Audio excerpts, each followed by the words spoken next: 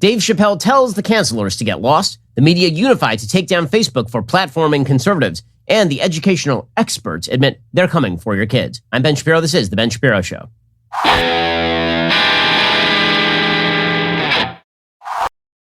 The Ben Shapiro Show is sponsored by ExpressVPN. For peace of mind whenever you go online, visit expressvpn.com/Ben. We'll get to all the news in just one moment. First, reminder, this is your very last opportunity to get your hands on a free signed copy of my book, How to Destroy America in 3 Easy Steps, when you check out Birch Gold. So, what are the reasons you should check out Birch Gold? I mean, aside from getting a signed copy of that book, well, the number one reason is that inflation continues to spiral out of control. As we'll discuss in just a little bit, inflation is expected well into next year. At this point, and now Democrats are looking to push forward trillions in more spending. They're hiding even how much spending they are doing. If you're freaked out about the impact this additional spending is going to have on already high inflation, now is an excellent time to protect your savings by reaching out to Birch Gold to diversify part of your IRA or 401k into a precious metals IRA. Go ahead and do it today. Text Ben to 474747. Get a free information kit on protecting your savings with gold. I buy my gold from Birch Gold. They have an A+ rating with the Better Business Bureau, countless 5-star reviews, thousands of happy customers. This month, again, when you place an order with Birch Gold, you get that signed copy of my book, How to Destroy America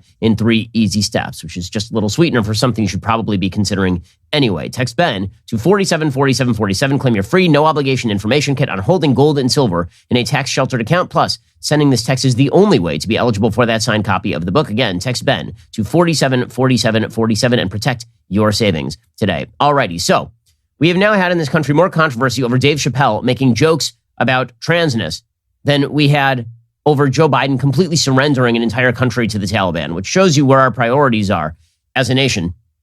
But Dave Chappelle, for his part, is doing something quite important. He's standing up and he's just saying no. And that's really, really important. It's important because most of the people who are targeted by the woke cancel culture crowd are not Dave Chappelle. They're not one of the most powerful comedians on the planet who's worth $1 bajillion. Most people are people who are targeted inside their organizations, people who are outed for some comment on Facebook, people who have been ostracized from their social circles. And when they see Dave Chappelle saying no, they too are empowered to say no, because that's the thing about the cancelers. You don't have to be canceled if you don't want to be canceled. Now, that doesn't mean that you won't be fired. It doesn't mean that you won't feel repercussions. It does mean there's a whole side of the aisle out here waiting to embrace you if you decide that you don't care whether you're canceled or not by people who despise you anyway. So Dave Chappelle did another comedy bit yesterday. And in this comedy bit, he explicitly talked about meeting with the trans community, right? This is something that many of the people who were protesting him demanded, a meeting. They needed a meeting.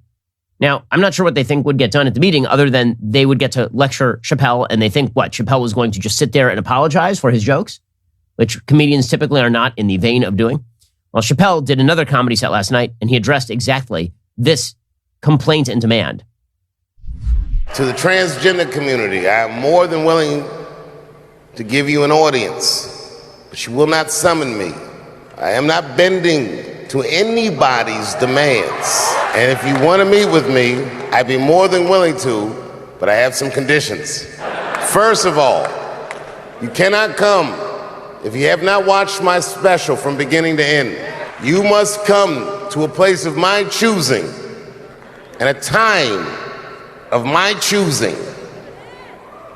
And thirdly, you must admit that Hannah Gadsby is not funny.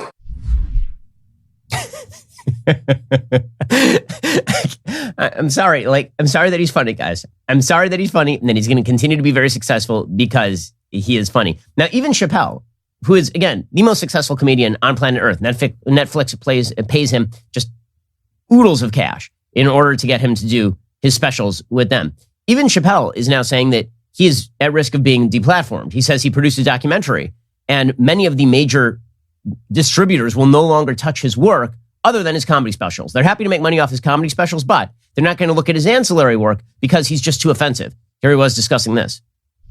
This film that I made was invited to every film festival in the United States, and some of those invitations I accepted. And when this controversy came out about the closer, they began disinviting me from these film festivals. And now, today, not a film company, not a movie studio, not a film festival, nobody will touch this film. Thank God for Ted Sarandos at Netflix. He's the only one that didn't cancel me yet. Okay, so he's thanking God for Netflix. We'll see how long Netflix lasts or whether they choose to undergo this controversy again. And here's the thing, Dave Chappelle. I'm sure that you and I disagree on nearly everything. I'm sure that you have attacked people who work with Daily Wire. I mean, I know you have. You've done it publicly with, for example, Candace Owens. I don't care. I'd be happy to work with Dave Chappelle. I'm sure Candace Owens would be happy to have Dave Chappelle working over here too. We don't care because we are much more open-minded than the left is when it comes to jokes that target us. Again, in Dave Chappelle's special, he tells two separate anti-Semitic jokes. No one seems to care, including me, because the fact is that, well, I don't like the jokes and I don't really think they're funny. I am not the arbiter of what great humor is. I'm not the sole arbiter, nor do I feel that people ought to be silenced on the basis of me not liking a particular joke. So, if he's looking for distributors who are never going to cancel him, he will find himself on the right side of the aisle sooner or later, whether he likes it or not, because the left is just going to continue cordoning off all the areas where Dave Chappelle is allowed to work. There is a great irony, by the way, in the fact that the vast majority of people who are very angry at Dave Chappelle are upper-class white liberals. And you have a black man who's become incredibly successful by telling jokes, coming from a background that was not wealthy, and you have a bunch of upper-class white woke liberals who are very, very upset at Dave Chappelle because he noticed that a man is a woman is a nonsensical statement. Because he noticed that men are men and women are women and human beings are sexually dimorphous. Because he noticed that, the white woke liberals are very mad. Any other situation where you had a bunch of upper-class white folks attacking a black person, it would be totally unheard of. It would be really wrong, right? And just another element of the intersectional hierarchy of privilege rearing its ugly head. But when it's Dave Chappelle telling jokes about a community that is supposedly at the top of the intersectional hierarchy of victimology, then Dave Chappelle must be brought to heel. So good for him for saying no on all of that. As he pointed out, he said, it's been said in the press, I was invited to speak to the transgender employees of Netflix and I refused. That's not true. If they'd invited me, I would have accepted it, although I'm confused about what we would be speaking about.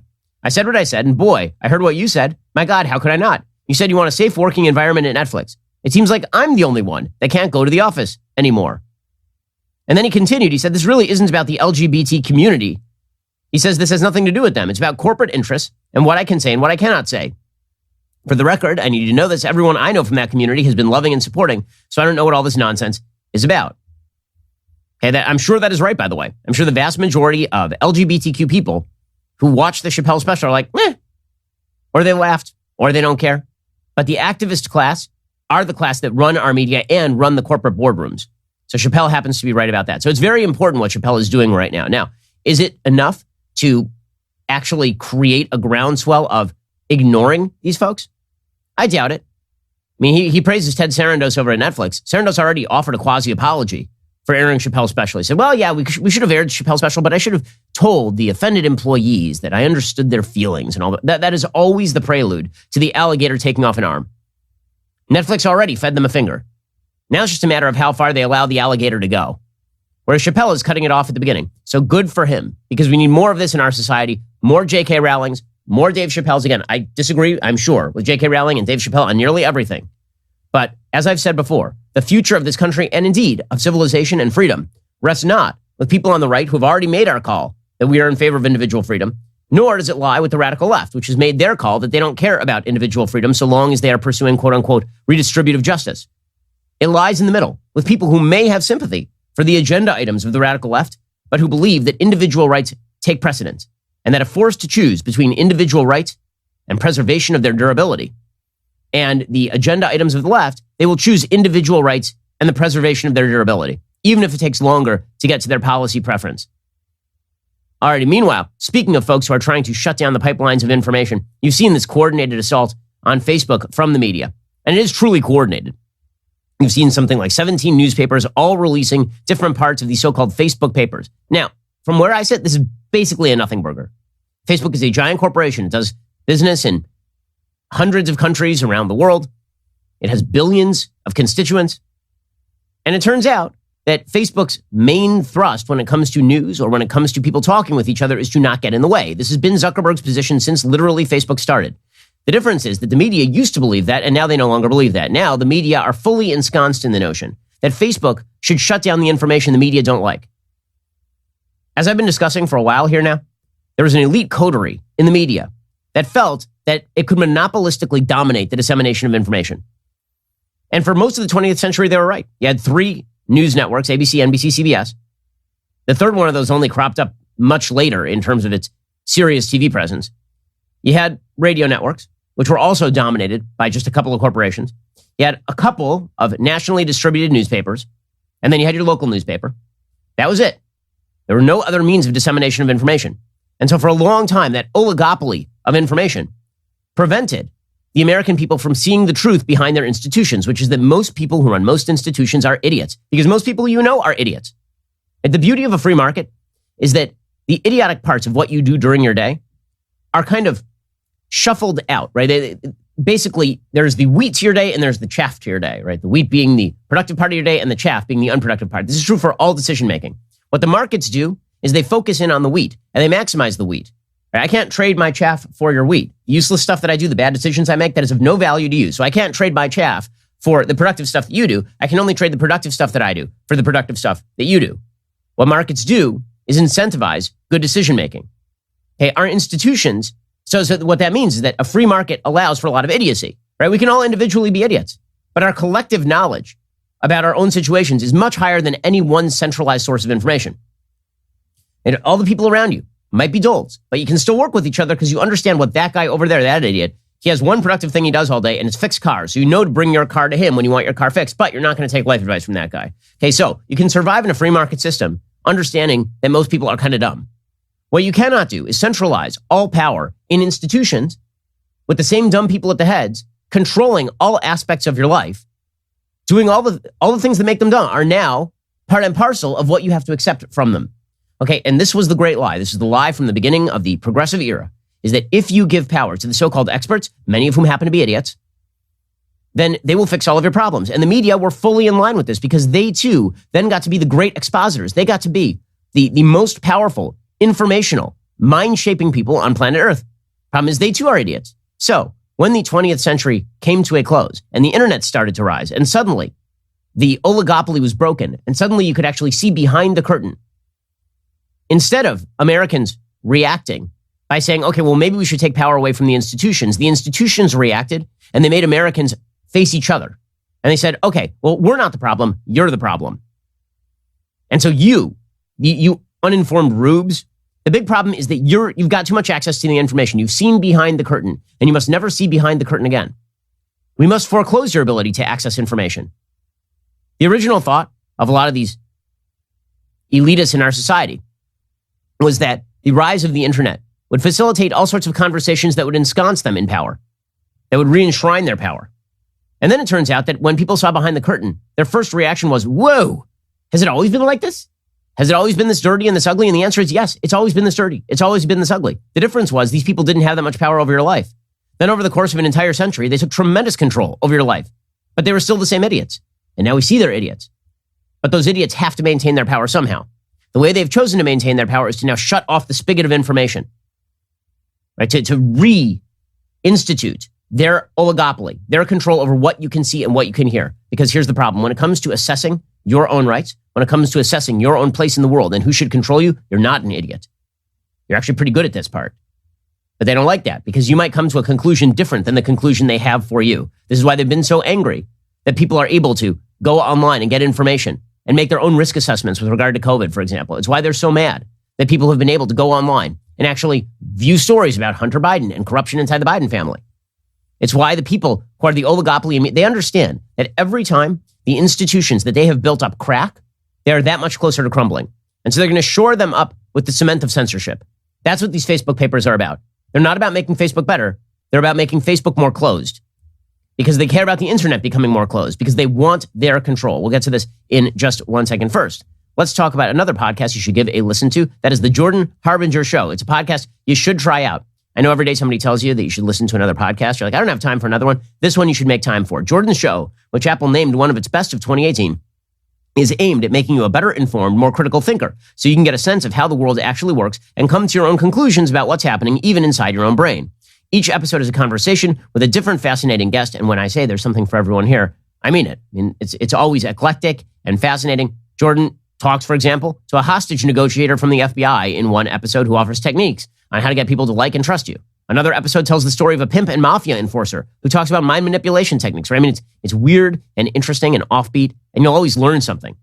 I recommend our listeners check out Jordan's conversations with Colonel Oliver North or Kobe Bryant. I don't always agree with Jordan, but you don't have to learn something. We here at the Daily Wire enjoy the show. We know you will too. Check out jordanharbinger.com/start for some episode recommendations, or search for The Jordan Harbinger Show. That's HARB as in boy, IN as in Nancy, GER on Apple Podcasts, Spotify, or wherever you listen to podcasts. Okay, so the big breaking news from Facebook is via the Wall Street Journal.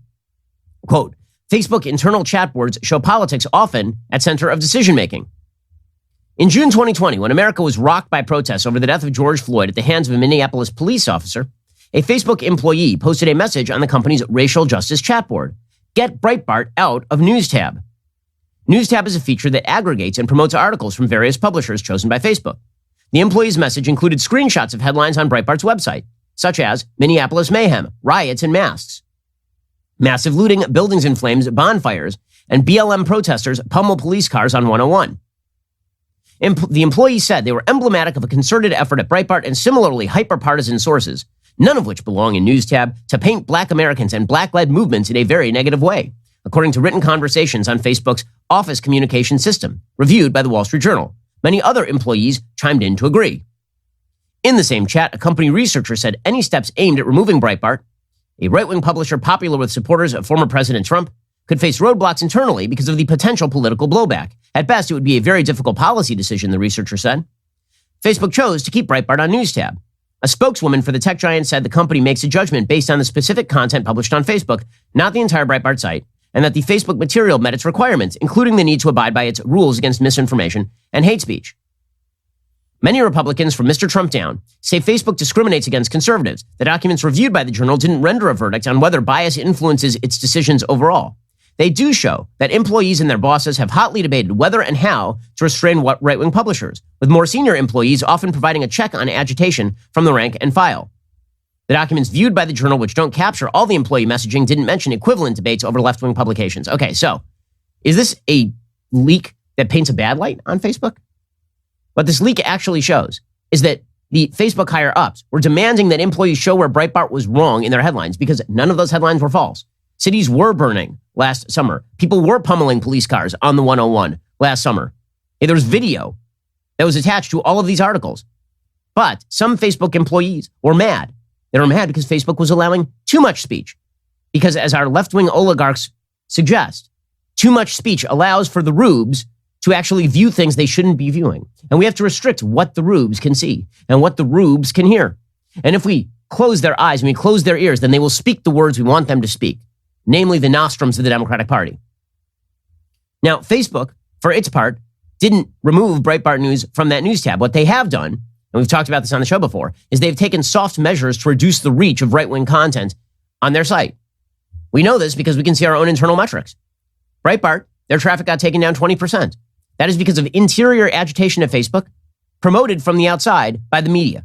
Because guess what? The New York Times loves when Facebook shuts down right-wing speech. Right-wing speech competes with them. See, the media has been faced with a real problem. As one of the institutions that has been proved to not be competent at their jobs, which was to just provide you the facts, as an institution that has lost trust with the American people, they have two choices. One is they could look in a damn mirror and recognize that the rise of right-wing publishers is a direct result of the lack of institutional trust in them. That would require them to change their business model. It might require them to hire somebody who, for example, voted for President Trump in the last election cycle. I'm not certain that there's one member of the editorial page board over at the New York Times, for example, who voted for Trump. I'm not aware there are any. Okay, that might require them, if they wanted to take seriously the needs of the readers, it might require them to get outside their box. Or alternatively, they could just look to Facebook and notice that they aggregated all the eyeballs and then just try to strangle all the information that wasn't coming from the New York Times and reestablish their monopoly. According to the Wall Street Journal, Facebook employees, as seen in a large quantity of internal message board conversations, have agitated consistently for the company to act against far-right sites. In many cases, they've framed their arguments around Facebook's enforcement of its own rules, alleging that Facebook is giving the right-wing publishers a pass to avoid PR blowback. As one employee put it in an internal communication, we're scared of political backlash if we enforce our policies without exemptions, except that that's not policy enforcement. You have to point out where Breitbart was lying in order to get them banned.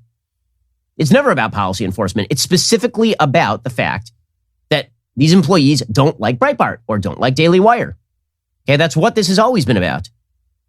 Okay, CNN reported for like weeks that Joe Rogan was taking horse dewormer. He was not.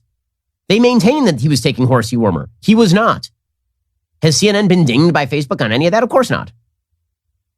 The Facebook employees aren't in control of the company, and this is what they're angry about. So they went outside the company to try and gain control of the company. That's what this so-called whistleblower, who really is just a ridiculous left-wing activist attempting to grab control of the reins of power herself. That's what she is doing. It's the reason why Democrats are upholding it. Why do you think that these specific documents were leaked, not to places like Daily Wire or Daily Caller or Breitbart? Why do you think they were leaked to all of the legacy media outlets? Because the legacy media outlets are in on it. The legacy media outlets love it. Anything that reestablishes their stranglehold on information is good for them. So this Facebook former employee went to a PR manager and they tranched out these really non-revelatory documents to a bunch of outlets that are sympathetic to the idea that Facebook needs to stop disseminating information that is not the legacy media outlets. It's a power grab. It's that simple. It's not about principle. It's simply about power, as always. All right, so according to the Wall Street Journal, Facebook employees focused special attention on Breitbart, the documents show, criticizing Facebook for showcasing the site's content in News tab and for helping it sell ads. They also alleged Facebook gave special treatment to Breitbart and other conservative publishers, helping them skirt penalties for circulating misinformation or hate speech. Right-wing sites are consistently among the best-performing publishers on the platform in terms of engagement, according to data from Newswhip. That is one reason Facebook is often criticized by people on the left, who say Facebook's algorithms reward far-right content. Facebook says it enforces rules equally and doesn't consider politics in decision-making. Facebook spokesman Andy Stone said, quote, "We make changes to reduce problematic or low-quality content to improve people's experiences on the platform, not because of a page's political point of view. When it comes to changes that will impact public pages like publishers, of course we analyze the effect of the proposed change before we make it." Now, again, the goal here with this entire tranche of stories from the media are to push Facebook to do more censorship. This is why when you hear people on the right and they're like, yeah, Facebook does a bad job because they are censoring right-wing speech. There's truth to that. There really is. I mean, again, I know the internal metrics. There's truth to the notion that they have specifically targeted right-wing sites by changing policies. Like, for example, the people who are the most engaged, they have prevented those people from having their engaged posts reach a lot of people. They've also changed the way that the stories are distributed by measuring how much of a site's traffic comes from Facebook. If too much of a site's traffic comes from Facebook, they ding the site and they reduce its reach, which of course benefits legacy media outlets like the New York Times or CNN, which have existed for a much longer time and have been able to gain market share long before Facebook arrived. Right? So it is simply true that Facebook has dinged right-wing traffic. This is well known in the industry. But when the right complains about that, and then they say we can make common cause with Elizabeth Warren and the left, no, you guys have diametrically opposed solutions. The right says Facebook needs to open up more and allow more speech and leave us alone. And the left says you must never leave the right alone. You must shut down all of those sites. And then they use all sorts of ridiculous jerry-rigged studies in which they penalize you for openly stating your bias. So, for example, if you go to Newswhip, Newswhip will say that my site, the Daily Wire, is ranked lower on trust than, for example, CNN or the New York Times. Why do they say that? We literally had a call with them. And on this call with Newswhip, we explained we are overtly conservative. And they said, right, but that means you're biased. And we said, well, actually, it means we're honest. And we're overtly conservative. And they said, well, this means you're less trusted. It's like, hold up. So if we're honest about our own bias, whereas the New York Times lies clearly and openly about its own bias, they're considered more trusted and they're considered more honest. We label every one of our stories. At the bottom of the story, it says that we are a conservative news site. And this makes us less honest than the New York Times, which just lies about things routinely because of its left-wing bias. So Facebook tends to use studies from outside groups like Newswhip, or they tend to use the fact checks of politically motivated groups like PolitiFact in order to ding right-wing publishers. This is the entire goal. Breitbart was included in the News tab, which was launched in 2019, according to the Wall Street Journal. The product contains a main tier with curated news from publishers, including the Wall Street Journal, New York Times, and Washington Post. Those get paid for their content. Right? All of the big guys are already getting paid directly by Facebook. Daily Wire is not paid directly by Facebook. Breitbart is not paid directly by Facebook. Breitbart is part of a second tier of news designed to deliver news tailored to a user's interest. It is not paid. Facebook said it requires sites included on News tab to focus on quality news reporting and bars those that repeatedly share what it deems misinformation or violate its public list of community standards. Asked about the inclusion of Breitbart, Mark Zuckerberg said at the time of the launch that the aim was for News tab to have a diversity of perspectives. One staffer wrote in the racial justice chat he understood factual, progressive, and conservative-leaning news organizations both needed to be represented. But that could be done without including Breitbart. Again, this is the game. The game is reestablish the monopoly. Reestablish the monopoly. And again, the way that they crack down most on the conservative publishers, the way they crack down most is they put in place tools that are specifically designed to only hit conservative publishers. So they, for example, looked at their informed engagement and sparing sharing tools, and then they used those metrics and they jiggered those metrics to lower right-wing traffic. And the idea is that they're a pro-right-wing site, according to these folks. Again, it's all about the control. It's all about and they're just saying ridiculous things. I'm sorry.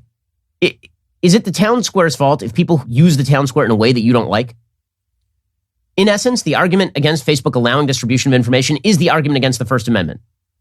So Oliver Wendell Holmes famously wrote in a dissent in a case in the early 20th century that when we discover that there are people of many fighting faiths who have to argue with one another and that argument allows the truth to out, that view on the First Amendment has been completely rejected by the left. The First Amendment, according to the left, is a problem. And the reason it's a problem is it allows people to say things you don't like. We need to lower the risk that people might believe things you don't like by lowering the ability to hear things via the First Amendment. They believe this on a broad level and they believe it on a narrow applied level over at Facebook. And so what you do is instead of blaming the people who purvey misinformation for purveying misinformation and calling it out, instead you blame the fact that there is a First Amendment or that there is a Facebook. This is why you see the ridiculous specter of Frances Hogan, the so-called Facebook whistleblower, who again is just a left-wing activist who's revealing essentially nothing new, going in front of British lawmakers and saying that in 60 years there will be women walking around with brittle bones because of choices that Facebook made now. Or maybe they'll be walking around with brittle bones because of choices they make now. I'd noticed that Facebook doesn't do anything except allow people to see information. I'm extremely worried about the developmental impacts of Instagram on children. Beyond the fact that if you get an eating disorder when you're 16, you may have osteoporosis for the rest of your life, right? There are going to be women who are walking around this earth in 60 years with brittle bones because of choices Facebook made now. Because of Facebook, not because of their parents, not because teenagers are making decisions that are bad all the time, because of Facebook. By the way, she was honest about this like a few weeks ago. She said that she wishes that there was an oversight body that she was the head of. So basically, she doesn't like how Zuckerberg's running the place, so she wishes to run the place. And you see that again, Facebook must be blamed for everything. So Facebook was blamed in the immediate aftermath of Donald Trump winning the 2016 election. The media quickly shifted from Hillary Clinton was a bad candidate to it was the Russians and Facebook that won Donald Trump the election. And so they're really, really bad. And now they're trying to blame Facebook for January 6th. Right, so at the beginning, they blamed Parler and then they knocked Parler offline. Now they're blaming Facebook because, hey, look, a convenient target. So, for example, you have CNN reporting, quote, not stopping, stop the seal. Facebook papers paint damning picture of a company's role in insurrection. Just days after insurrectionists stormed the Capitol on January 6th, Facebook's chief operational officer, Sheryl Sandberg, downplayed her company's role in what had happened. We know this was organized online. We know that, she said in an interview with Reuters. We took down QAnon, Proud Boys, Stop the Steal, anything that was talking about possible violence last week. Our enforcement's never perfect. I'm sure there are still things on Facebook. But internal Facebook documents reviewed by CNN suggest otherwise. The documents, including an internal post-mortem and one document showing in real time countermeasures Facebook employees were belatedly implementing, paint a picture of a company that was in fact fundamentally unprepared for how the Stop the Steal movement used its platform to organize, and that only truly swung into action after the movement had turned violent. Asked by CNN about Sandberg's quote, a Facebook spokesperson pointed to the greater context. She'd been noting the January 6th organization happened largely online, including but not limited to Facebook's platforms, the spokesperson said. One of Hogan's central allegations about the company focuses on the attack on the Capitol. In an SEC disclosure, she alleges, quote, Facebook misled investors and the public about its role in perpetuating misinformation and violent extremism relating to the 2020 election and January 6th insurrection. Facebook denies the premise. They say, quote, the responsibility for the violence that occurred on January 6th lies with those who attacked our Capitol and those who encouraged them. We took steps to limit content that sought to delegitimize the election, including labeling candidates' posts with the latest vote count after Mr. Trump prematurely declared victory, pausing new political advertising, and removing the original Stop the Steal group in November. But again, the idea is that if Facebook didn't stop every bad thing from happening, Facebook must be stopped itself. And the person who should be in charge is Frances Hogan, who will stop all bad things from happening. How? By giving her and her friends total control. This is not whistleblowing. It is just a power grab, as always. As always. And the media are pushing it full scale. I mean, it's pathetic. The Washington Post has an entire piece titled, quote, "You've decided to quit Facebook. Here's how to migrate your online life elsewhere." Okay, so again, they're just encouraging people to quit Facebook. Again, listen, if you want to not be on Facebook, your prerogative. But let's not pretend that this is anything but a coordinated hit designed to destroy conservative publishers by forcing Facebook into compliance with left-wing demands. For his part, Zuckerberg did an earnings call in which he said, "What we're seeing is a coordinated effort to selectively use leaked documents to paint a false picture of our company." He said, "The reality is these questions are not primarily about our business, but about balancing different social values." This, of course, is correct. He is right about this. But you have to understand that the institutions will not let go of their power. They won't. Anything that disseminates power more broadly, anything that opens up, is a threat to the New York Times. It is a threat to CNN. It is a threat to the Democratic Party. That's a threat. You are a threat. You having information is a threat.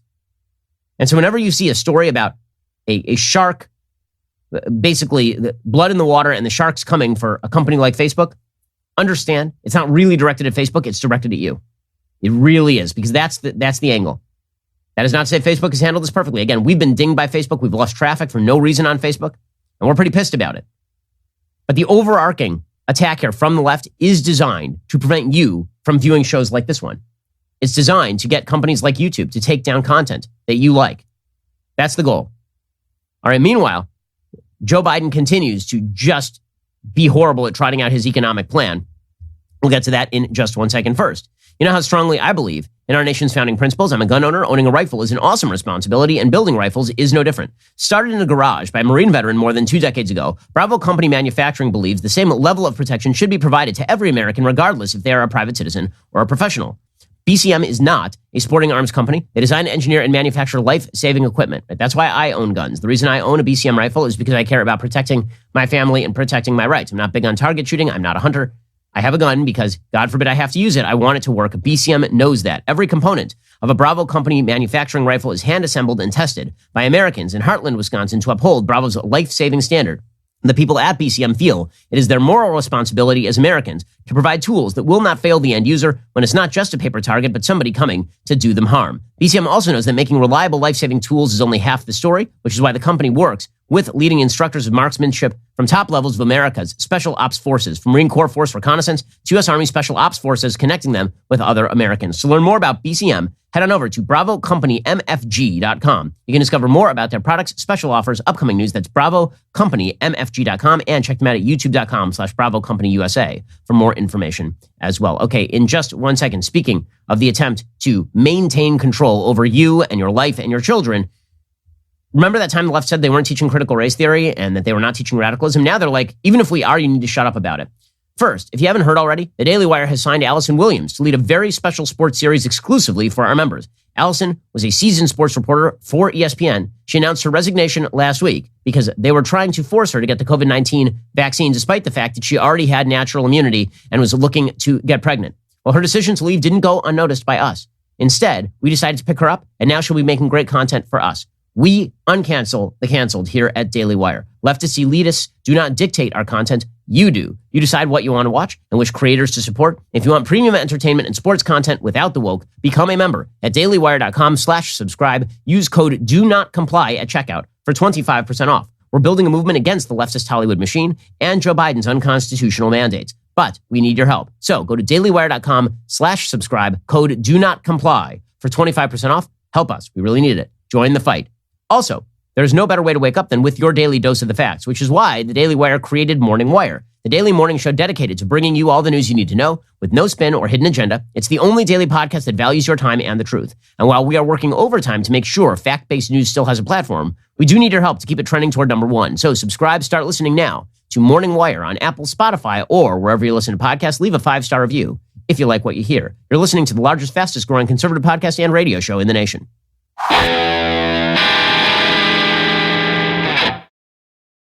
Alrighty, so as I say, there are people who want to control you. They want to control your right to see information.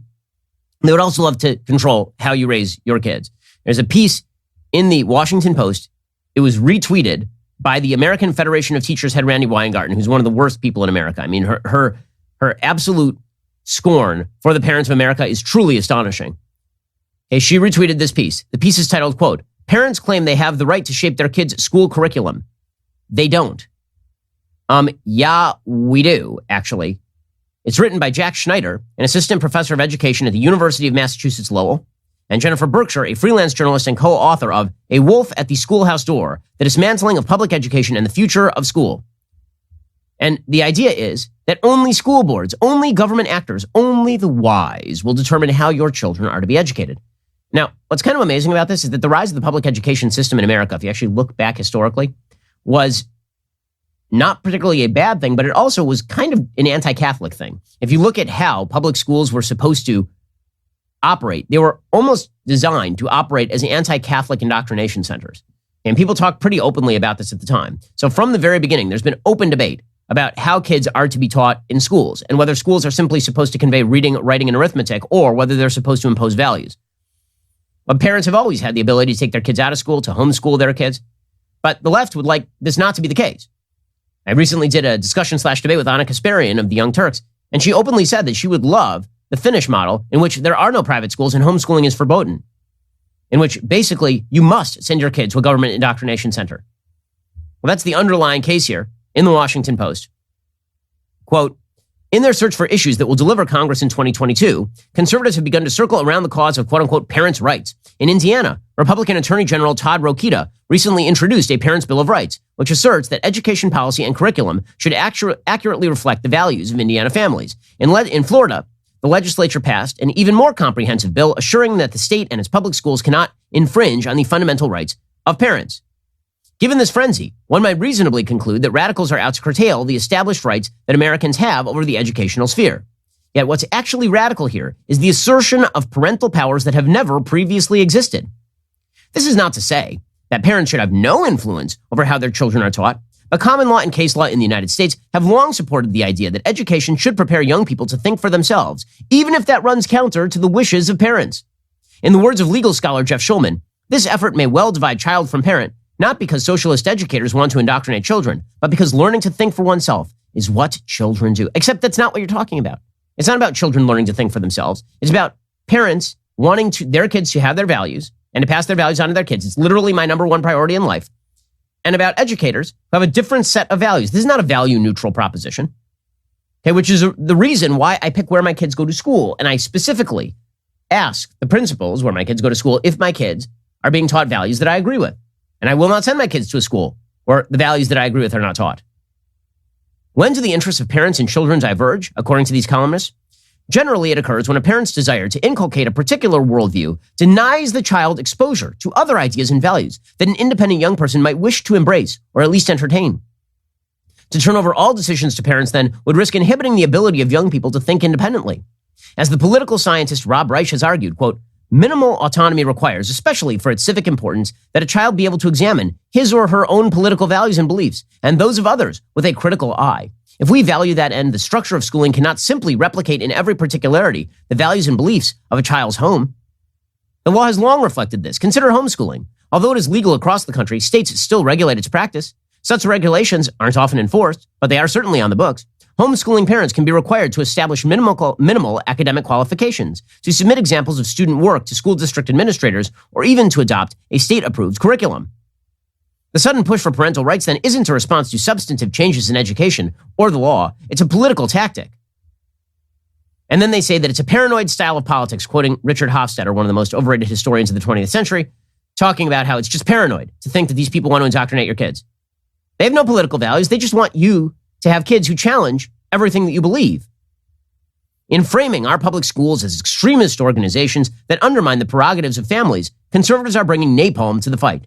That may rally the base and tilt a few elections in their favor. But as with any scorched earth campaign, the cost of this conflict will be borne long after the fighting stops. Parents may end up with a new set of rights, only to discover they have lost something even more fundamental in the process. Turned against their schools and their democracy, they may wake up from their conspiratorial fantasies to find a pile of rubble and a heap of ashes. This was retweeted again by the American Federation of Teachers head. that you shouldn't worry about the fact that they are teaching your kid radical crap in school, and the school library is filled with pornography, which is actually the case in Loudoun County, for example. No, what you should actually worry about is your own authoritarian fascism in wanting your kids to be inculcated with your values. Okay, so the plan is to hijack your kids. I mean, they're openly saying that the plan is to hijack your kids and that you really should have no say in the matter. I mean, it makes sense on a sort of demographic level, right? There's one group in the United States that is having lots of kids, namely religious parents. There's another group that is having almost no kids, namely highly secularized parents. And highly secular people in the United States are having very, very few children at this point, and people who are religious are having lots of kids, which means that down the line, if parents actually teach their kids their values and those kids live with those values, you're going to get a more right-wing, more religious country. Left doesn't like that very much. So one of those solutions is take those kids and indoctrinate them in your ideas. Put them in government indoctrination factories and churn out good little liberals. And then tell parents they have no rights. Because after all, you're just teaching them how to think. You're just teaching them to be broad-minded and open-minded and to challenge parental authority. But if your authority is challenged in any way, then it's really bad. And by the way, we know this is the case whether it comes from parents or whether it comes from students. You know how many letters I receive from public school students who say, I'm afraid to speak up in class because my teacher is going to punish me if I disagree with the teacher? Don't give me that high school teachers are teaching children how to think in the main. They're teaching their own opinions very often. And where you send your kid is going to determine what opinions are taught. It is that simple. But again, the idea here is the institutions must be upheld. And if that means curbing First Amendment rights, fine. If it means curbing parental rights, absolutely. The left is simply willing to do this. And standing up is key at this point. They also, of course, would like to curtail economic rights as well, which is why they are now pushing an unconstitutional wealth tax. By the way, it is unconstitutional. When you hear the Democrats are trying to tax unrealized gains at the federal level, there's nothing in the Constitution that allows for this. Right? The Article 1, Section 9 of the Constitution of the United States does not allow for this sort of taxation, which is why you had to have a constitutional amendment. That constitutional amendment to allow the income tax only allows the income tax. It does not allow direct taxation of unrealized gains. But Democrats are pushing this because, again, economic control, ideological control, control over your kids' education.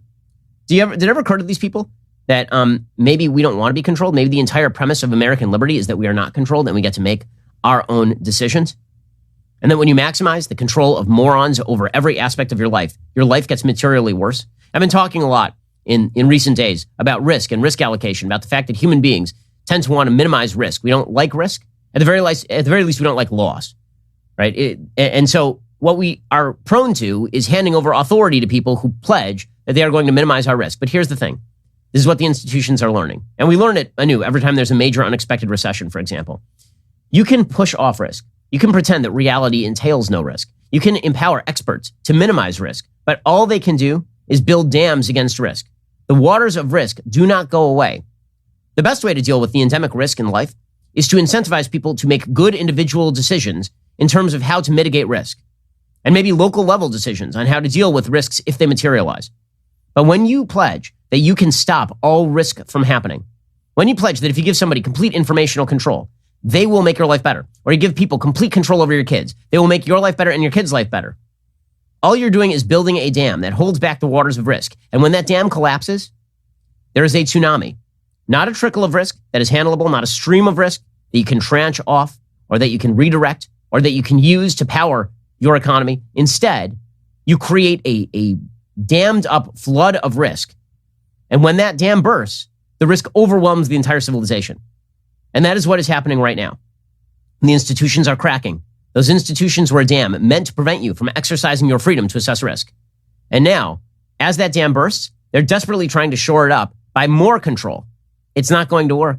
They'd be better off lessening the power of the water behind the dam by allowing us to actually make individual assessments about things that matter to us, by allowing us to speak freely and access information freely, by allowing us to educate our kids as we see fit. But they're not going to do that, because to do that would, in fact, undermine their entire project, which is the control. Whether they believe it or not, whether they believe that they are making your life better if you give them more control, or whether they just want the power is irrelevant. The effect is that they are going to control every aspect of your life from soup to nuts if they have the chance. And they're openly bragging about it. I mean, the New York Times is talking about Joe Biden creating cradle-to-grave welfare programs. The phrase cradle-to-grave used to be a pejorative in American politics. It was something the Republicans said about Democrats, that they wanted cradle-to-grave care, demonstrating that they were enervating the American public. Now it's used as a piece of braggadocio by the left. The agenda is pretty much out there in the open, which means that we have the obligation to fight that agenda. It's the reason why it is so necessary to look at what big cities like Chicago are doing right now in implementing universal basic income and say to yourself, what is this designed to do except to make people more dependent on government, except to continue to foster the lie that the more control you give these people, the safer they will keep you. They're not going to keep you safe at all because eventually reality always intervenes. And when it does, it gets really, really ugly. Alrighty, we'll be back here later today with an additional hour of content coming up soon. The Matt Walsh Show airs at 1:30 p.m. Eastern. Be sure to check it out over at dailywire.com. I'm Ben Shapiro. This is The Ben Shapiro Show. If you enjoyed this episode, don't forget to subscribe. And if you want to help spread the word, please give us a 5-star review and tell your friends to subscribe too. We're available on Apple Podcasts, Spotify, and wherever you listen to podcasts. Also, be sure to check out the other Daily Wire podcasts, including The Andrew Klavan Show, The Michael Knowles Show, and The Matt Walsh Show. Thanks for listening. The Ben Shapiro Show is produced by Elliot Feld. Executive producer, Jeremy Boring. Our supervising producer is Mathis Glover. Production manager, Pavel Wydowski. Associate producer, Bradford Carrington. Post-producer, Justin Barber. The show is edited by Adam Sayevitz. Audio is mixed by Mike Coromina. Hair and makeup is by Fabiola Cristina. Production assistant, Jessica Kranz. The Ben Shapiro Show is a Daily Wire production. Copyright, Daily Wire 2021. Anthony Fauci is coming under fire from both the left and the right. And the reason why tells us quite a bit about our culture and its priorities. Also, a Virginia court rules that a girl was in fact raped inside a bathroom in Loudoun County, in a Loudoun County school, but the media still isn't ready to accept the story.